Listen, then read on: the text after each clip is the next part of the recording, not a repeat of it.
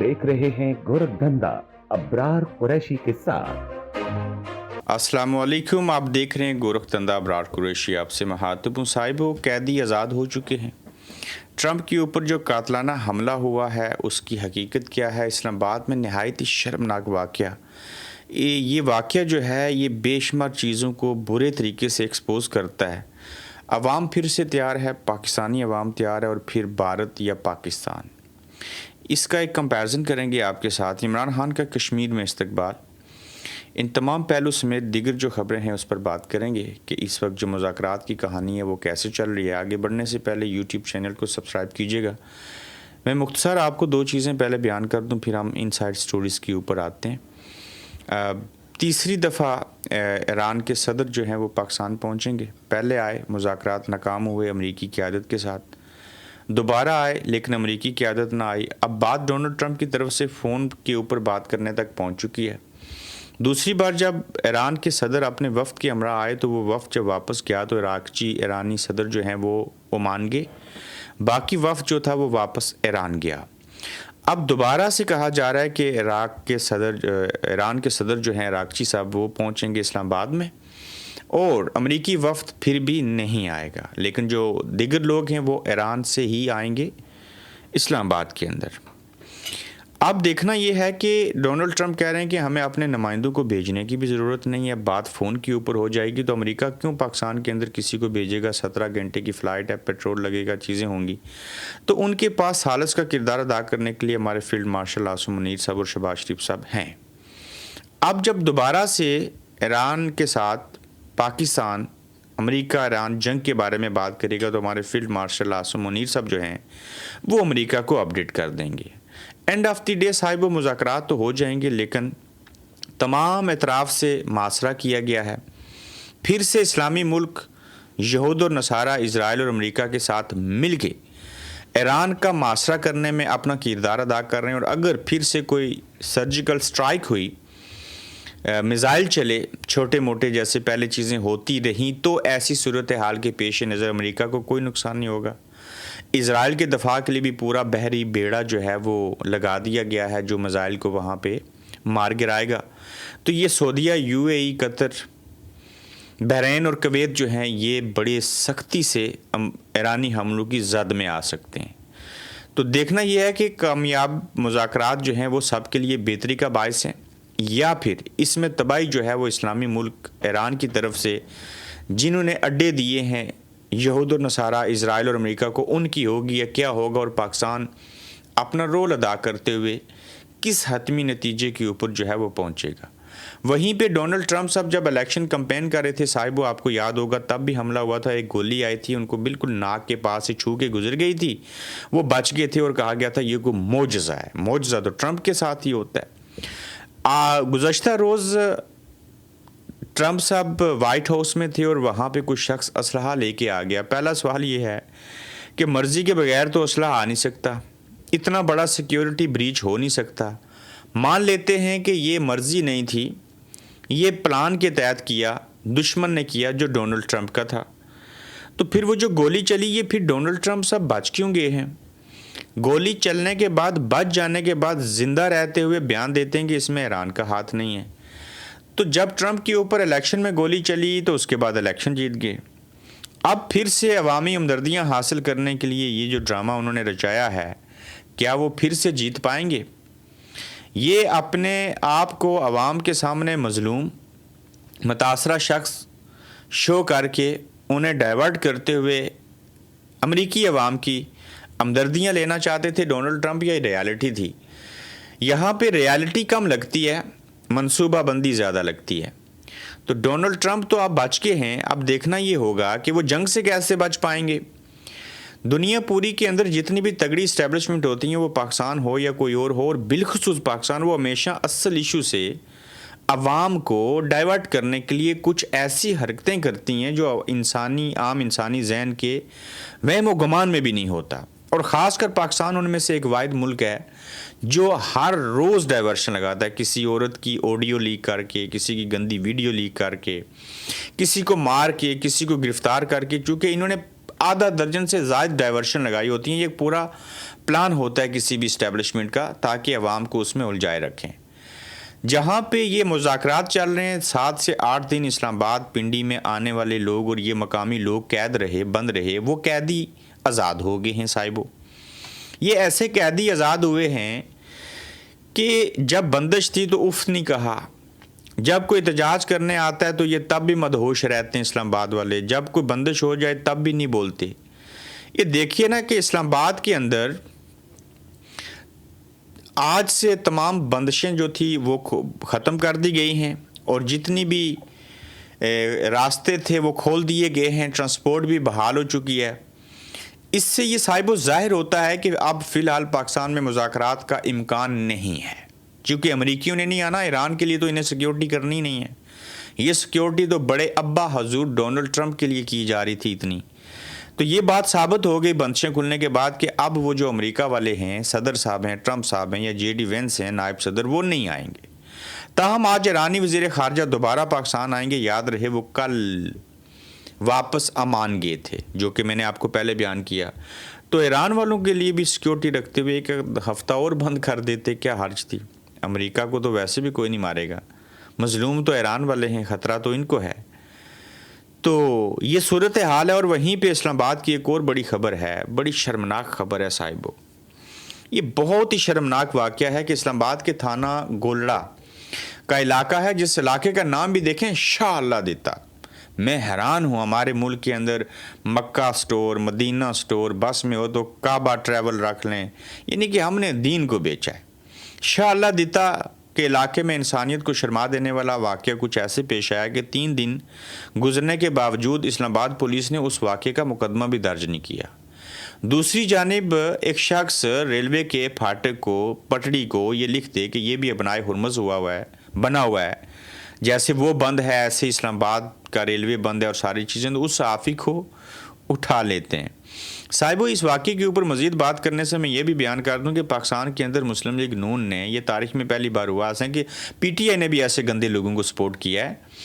ایک شخص ہے, میں اس کا نام نہیں لوں گا, نہایت ہی گھٹیا اور بدتمیز اور سوشل میڈیا کے اوپر ماں بہن کی نہ صرف ننگی گالیاں دیتا ہے بلکہ انسانی جسم کے ان اعضاء کے نام لیتا ہے جو آپ کے کان سننا نہیں چاہتے, غیر شرعی, غیر اخلاقی اور بد اخلاقی کرتے ہوئے. اس شخص کا اس وقت پوری دنیا میں کوئی ثانی نہیں ہے, اسے پروٹوکول دیتے ہیں اور پھر کہتے ہیں جی کہ یہ جو یوٹیوبر ہیں بلیڈی سویلین بلیڈی یوٹیوبرز, یہ اس ملک کا نظام خراب کیے ہوئے ہیں, انہوں نے عمران خان کی پارٹی اور سب کو کیا ہے.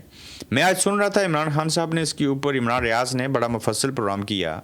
وہ کہتے ہیں کہ یہ قائد اعظم کی ایمبولینس یوٹیوبر نے خراب کی تھی, فاطمہ جناح کو غدار اور قتل جو ہے وہ یوٹیوبرز نے کیا تھا, ذوالفقار علی بھٹو کو پھانسی یوٹیوبرز نے دلوائی تھی, لیاقت علی خان کو یوٹیوبرز نے مارا تھا, حسین شہید سروردی جو تھے ان کو یوٹیوبرز نے مروایا تھا, اسپتال میں اور قید کیا تھا, بنگلہ دیش یوٹیوبرز نے بنوایا تھا. یہ نواز شریف, زرداری, بے نظیر عمران خان کو اور یوسف رضا گیلانی کو یہ جو 5 سال پورے نہیں کرنے دے رہے, یہ یوٹیوبرز کرتے ہیں. تو جب بنگلہ دیش بھی علیحدہ کروا دیا تو وہ یوٹیوبرز تھے. ملک میں 4 مارشل لا لگے ہیں تو یہ یوٹیوبرز نے کروایا تھا.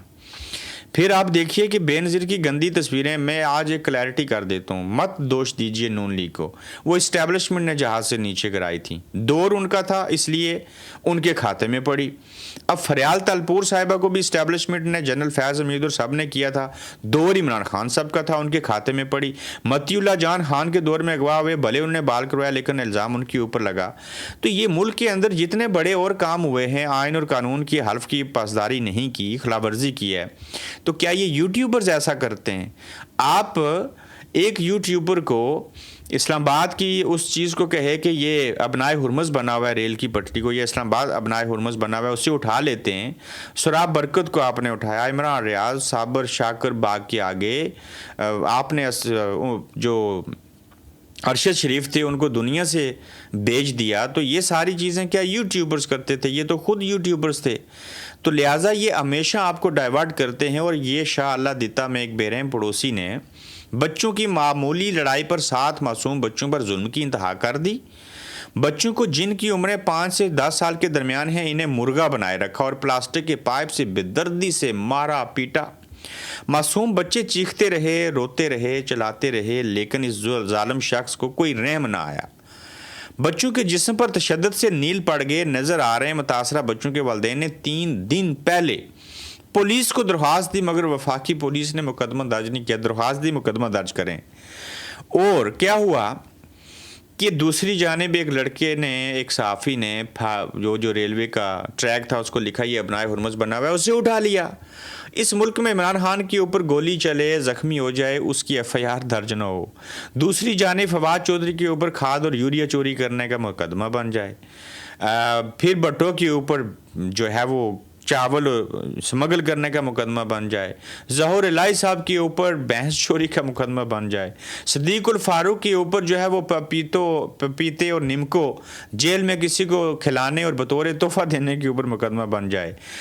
کوئٹہ میں قتل ہو اور زمان پارک میں بیٹھے ہوئے عمران خان کے اوپر ایف آئی آر ہو سکتی ہے, لیکن اسے قاتل کہا جا سکتا ہے. لیکن عمران خان کے اوپر خود حملہ ہو تو اس کی ایف آئی آر نہیں ہوتی. تو یہ سارے کیا یوٹیوبرز کرتے ہیں.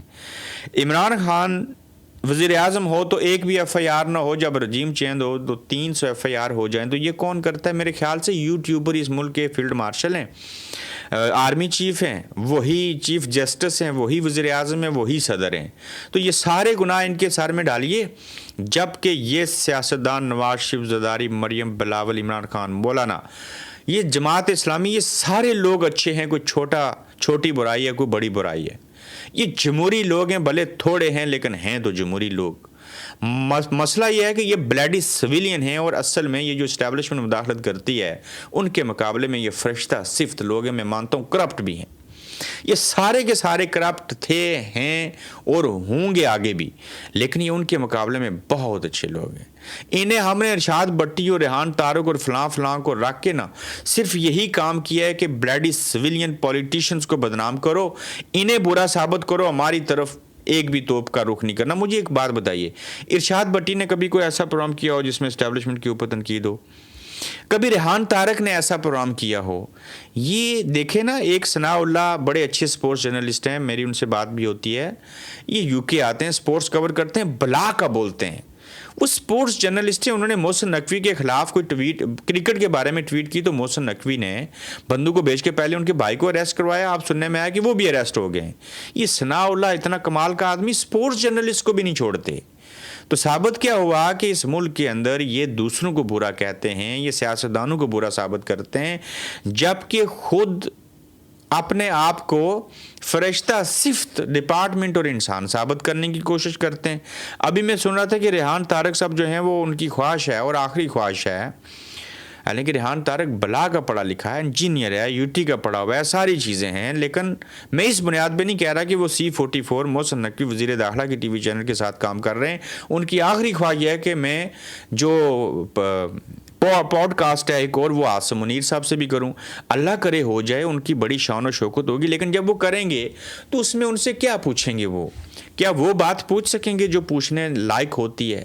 تو اگر یہ ارشاد بٹی لوگ رٹا لگا کے جب ٹی وی پہ بیٹھ کے لوگوں کو متاثر کرتے ہیں, تو اسے کس نے اجازت دی کہ وہ میرا سے پوچھے کہ تم فلاں کے ساتھ پکڑی گئی ہو؟ او بھائی, ان گناہوں کی سزا تو قبر میں فرشتے پوچھیں گے, اللہ دے گا روز محشر. ایک صحافی کی جرت کہ وہ اس سے یہ پوچھے. میں نے بھی سوال پوچھے ہیں لوگوں سے کہ آپ شراب پیتے ہو, آپ بوتل توڑتے ہو, آپ یہ کرتے ہو. کسی نے کیا ہو تو کسی مرد کو یہ بات پوچھے نا. اب میرا کسی کے ساتھ سوئے, کسی کے ساتھ جاگے, پکڑی جائے, کچھ ہو, اس کا کوئی ملک اور قوم کے اوپر اثر ہے؟ لیکن ہم نے ریٹنگ لینی ہے, ہم نے بےہودگی کرنی ہے, ہم نے یہ چیزیں پوچھنی ہیں. حالانکہ میں ذاتی طور کے اوپر سخت سے سخت سوال پوچھتا ہوں, لیکن اس کے باوجود ہم حدود اور قیود کا خیال رکھتے ہیں. پہلی بات ہے, میرا کا انٹرویو کرتا کون ہے؟ کر لیا تو بیڈ روم کی باتیں پوچھتے ہیں. وہ بھائی وہ سوئل وڑائچ ہیں جو بیڈ روم میں بھی چلے جاتے ہیں اور پوچھ بھی لیتے ہیں, ان کا لہجہ ایسے ہے. لیکن یہ تو بدتمیزی اور بد اخلاقی ہے جو کچھ آپ نے کیا. تو اب یہ درخواست نہیں درج کی گئی ان کی, اور عوام پاکستان کے صاحب وہ پھر سے تیار ہیں. یہ میں آپ کے لیے بات کر رہا ہوں. یہ جو آپ لوگ اس وقت مجھے سن رہے ہیں نا, آپ پتہ ہی تیار کیسے ہیں. پہلے پیٹرول کی قیمتیں بڑھیں, سستی ہوئیں, پھر بڑھیں, گزشتہ روز بڑھیں, یا پھر بڑھنے لگی ہے ڈیزل یا پیٹرول کی قیمت کسی بھی لمحے, جبکہ عالمی منڈی کے اندر پیٹرول اور ڈیزل کی قیمتیں کم ہوئی ہیں. ہم پھر بڑھانے لگے اور عوام پاکستان بالکل تیار ہیں. پتہ ہی کیوں؟ معلوم ہے کس بات کے لیے تیار ہیں کہ قیمتیں بڑھ جائیں تو ہم اس کو فالو کریں. یہ اف نہیں کریں گے. وہ کسی نے بڑی بہترین مثال دی تھی کہ یہ پاکستانی قوم کی مثال ایسی ہے کہ یہ کسی بادشاہ نے وہ کہا تھا نا ان کو لتر مارو ہوش آئے, یہ تو میرے قیدی بنے ہوئے ہیں. لتر مارنے شروع کیے, انہوں نے کہا بھائی پہلے ایک تھا, دو تھے, نہیں بولے, 3 4 مارنے شروع کیے تو ایک دن بول اٹھے. انہوں نے کہا بھائی لتر ضرور مارو, تھوڑا جلدی مارو, کام پہ جانا ہے. اور بھائی پیٹرول کی قیمتیں ضرور کرو, آپ تھوڑا جلدی کر دو تاکہ ہم اس کو فالو کریں. یہ پاکستانیوں آپ کے اوپر بات فٹ آتی ہے نا, تو پاکستان اور بھارت کا میں ایک تقابلی جائزہ رکھ لوں, آپ بھارت کا نام سامنے آئے گا تو چیخ اٹھیں گے. اب بھارت کے شہر دہلی میں 2000 سے زائد کار چارجنگ پوائنٹس ہیں, 2000 سے زائد, جہاں نارمل چارجنگ کے جو ریٹ ہیں وہ 3 روپے, فاسٹ چارجنگ کا ریٹ ہے 3 روپے ہے, اور فاسٹ چارجنگ کا ریٹ 7 روپے فی یونٹ ہے. بھارت 2030 تک 80% الیکٹرک کاریں اور بائکس استعمال کرے گا, اور اندازہ لگایا جاتا ہے کہ اس سے بھارت کو $60 ارب کا فیول امپورٹ نہیں کرنا پڑے گا. دنیا کس طرف جا رہی ہے؟ پولوشن کم ہو, آلودگی, پاپولیشن نہیں, وہ تو ہم بڑھاتے ہیں نا, بچے پیدا کرنے کی ہماری ذمہ داری ہے. وہ پولوشن کو کم کرنا چاہ رہے ہیں, وہ پیٹرول سے جان چھڑانا چاہ رہے ہیں, وہ الیکٹرک گاڑیاں جو ہیں اس کی طرف توجہ دے رہے ہیں. ہم ٹھہرے کہ ہم کیا کرتے ہیں کہ اس سے بھارت کو $60 ارب کا فیول امپورٹ نہیں کرنا پڑے گا, $60 ارب کا, روپیز کا نہیں. بھارت کے ساتھ مقابلہ ان چیزوں میں کرنا چاہیے, مگر ہم واگا بارڈر پر ٹانگ اوپر کر کے, بڑی مونچھیں رکھ کے, گلا پھاڑ کے بولتے ہوئے, ٹانگیں اٹھا کے اپنی, تو اس بات پہ خوش ہو رہے ہیں کہ ہمارے والے کی ٹانگیں پریڈ کرتے ہوئے زیادہ اوپر جاتی ہیں.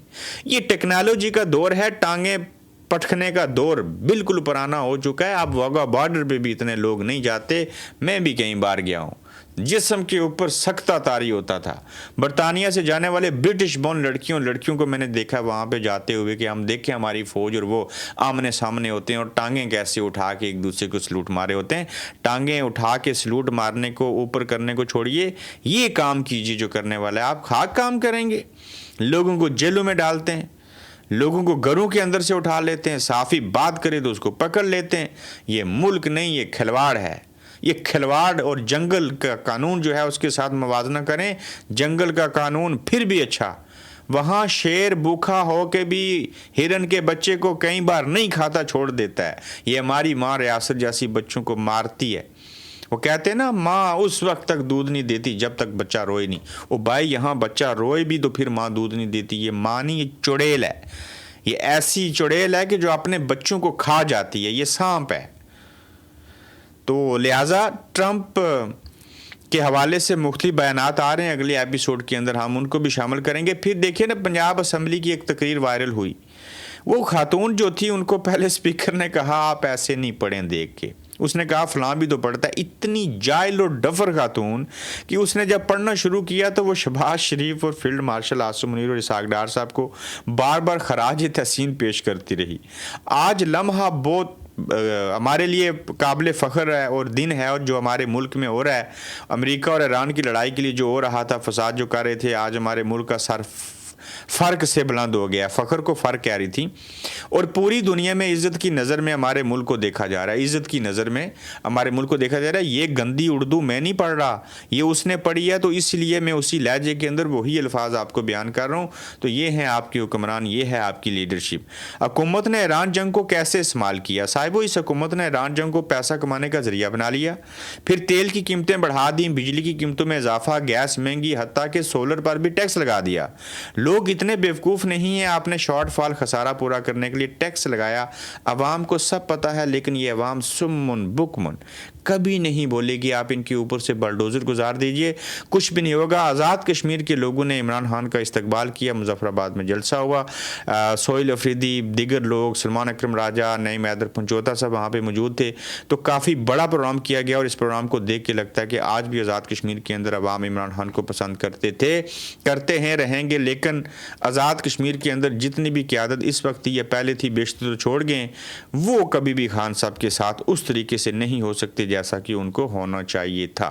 صاحبو, اپنا خیال رکھیے, اپنا فیڈ بیک دیجیے. جلد انشاءاللہ آپ سے پھر ملیں گے.